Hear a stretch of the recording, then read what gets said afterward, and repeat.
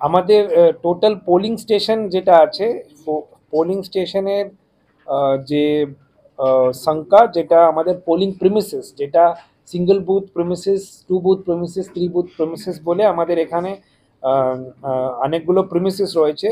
2819 আমাদের কাছে আছে প্রিমিসেস। এটার মধ্যে টোটাল পোলিং স্টেশন আমাদের আছে আমাদের জেলায়, নদিয়া জেলার আছে 4624।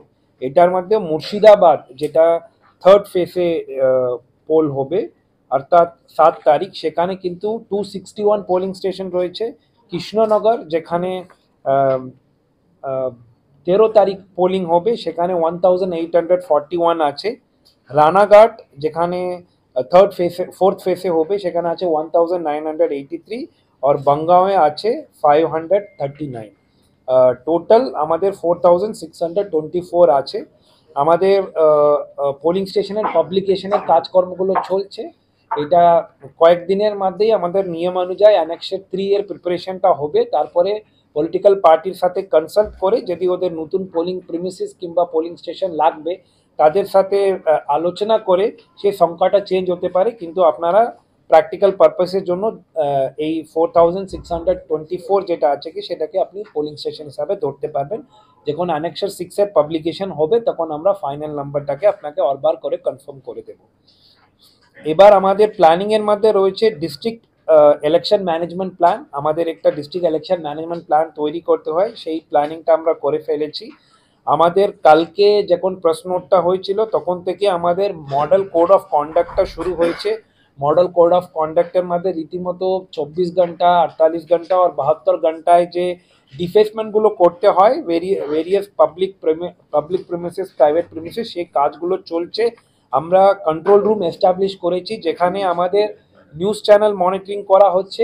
এমসিএমসি যে কমিটি আছে, তাদের মনিটরিং চলছে। তার সাথে আমাদের 1950 একটা টোল ফ্রি নাম্বার আছে 24x7, প্লাস সি ভিজিলের যে আমাদের ডিফেসমেন্টের কাজকর্মগুলো কমপ্লেন বেসিসে যেটা টেক আপ করি, সেটাও কন্ট্রোল রুমে একটা বিশেষ ডেস্ক করা হয়েছে।